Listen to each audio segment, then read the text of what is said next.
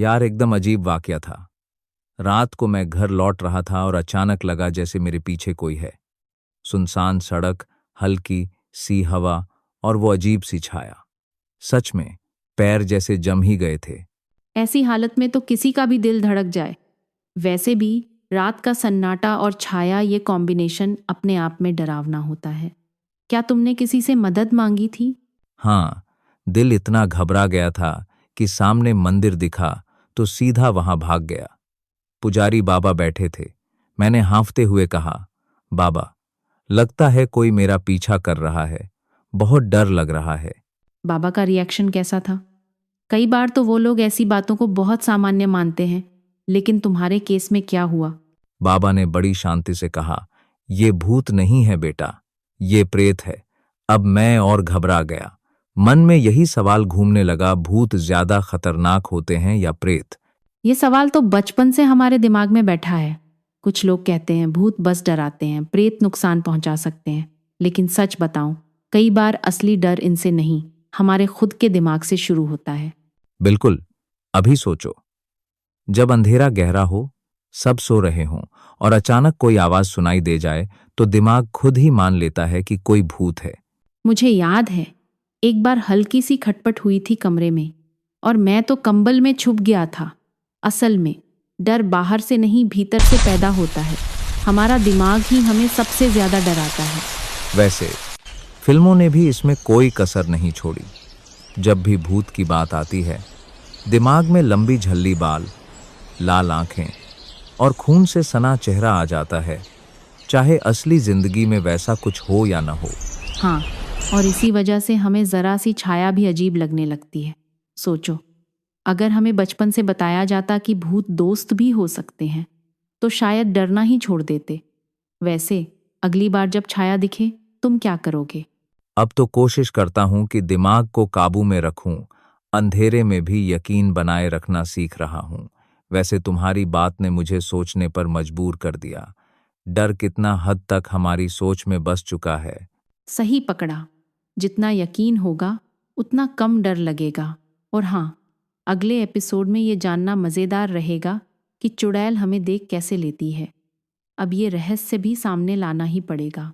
अरे, क्या कभी तुम्हें भी ऐसा लगा है कि रात के सन्नाटे में ये भूत और प्रेत शब्द सुनते ही दिल की धड़कन तेज हो जाती है?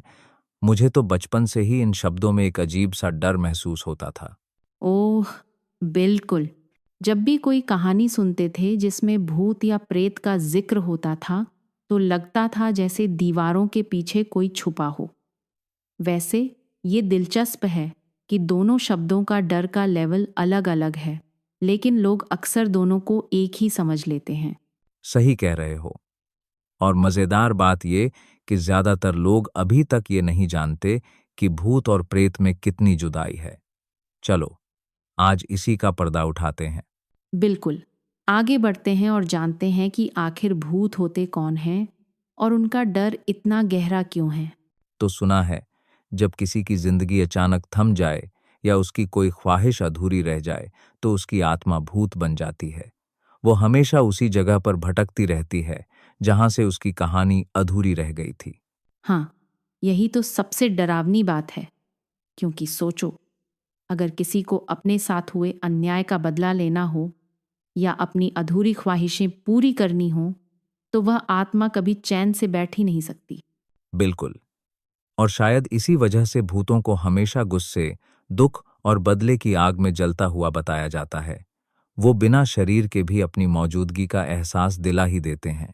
यही वजह है कि भूतों की कहानियां सुनते ही लोग डर के मारे रात को बत्तियां जलाकर सोते हैं। लेकिन प्रेतों की बात थोड़ी अलग है ना? बिल्कुल।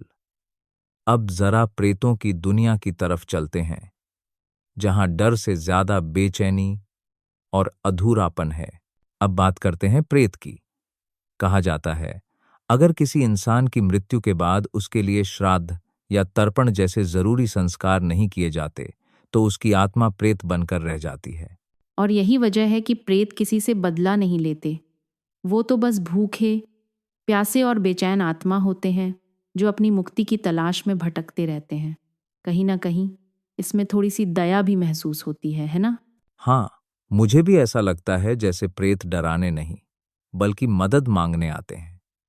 उन्हें शांति चाहिए होती है, न कि बदला। मज़ेदार बात यह है कि गांवों में आज भी लोग श्राद्ध और तर्पण करते हैं ताकि कोई अपना प्रेत बनकर न रह जाए। वैसे ये सारी बातें सोचकर कभी कभी डर कम और दुख ज़्यादा महसूस होता है। सच में। अब ये सोचकर आगे बढ़ते हैं कि दोनों में से कौन ज्यादा खतरनाक है, भूत या प्रेत। तो असली सवाल यही है कि ज्यादा खतरनाक कौन है, भूत या प्रेत। ज्यादातर कहानियों में भूतों को ज्यादा डरावना और खतरनाक दिखाया जाता है, क्योंकि उनके अंदर बदले और गुस्से की आग होती है। हाँ, और यही वजह है कि भूत अक्सर डराते हैं, अजीब अजीब हरकतें करते हैं। प्रेत को लेकर लोगों के मन में डर कम होता है, क्योंकि वो मुक्ति और शांति चाहता है। इसलिए प्रेत के लिए ज्यादातर लोग दया महसूस करते हैं। बिल्कुल। एक तरफ भूत डर का नाम है, दूसरी तरफ प्रेत बेचैनी और तड़प का। इसी वजह से लोग भूत से डरते हैं और प्रेत को शांति दिलाने की कोशिश करते हैं। और ये फर्क जानना इसलिए भी जरूरी है, क्योंकि तब हमें समझ आता है कि हर आत्मा का डरावना होना जरूरी नहीं। कभी कभी उसे बस हमारी मदद चाहिए होती है। बाकी अगली बार जब ऐसी कहानी सुनो, तो सोचो डर में कितना सच छुपा है और कितना सिर्फ किस्सों का हिस्सा है। वैसे अब जब भूत प्रेत की बात हो ही गई, तो जरा सोचो चुड़ैल और पिशाच के बीच असली आतंक कौन है। अरे वाह, ये तो अगला लेवल डर है। बचपन में चुड़ैलों की डरावनी कहानियां सुनकर छत की तरफ देखना भी भूल जाते थे। और पिशाच, बस नाम सुनते ही ऊन ठंडा हो जाता है। हाँ हाँ हाँ, यही तो मजा है फियर फाइल टीवी पर। तो दोस्तों, अगले एपिसोड में हम जानेंगे कि चुड़ैल ज्यादा डरावनी है या पिशाच। तब तक के लिए अपनी खिड़कियां बंद रखना और आईने में नजरें मिलाने से पहले 2 बार सोच लेना, कौन जाने कौन देख रहा हो। तो दोस्तों, अगर ये चर्चा पसंद आई हो तो लाइक, शेयर और सब्सक्राइब जरूर करें। मिलेंगे अगले रहस्य के साथ।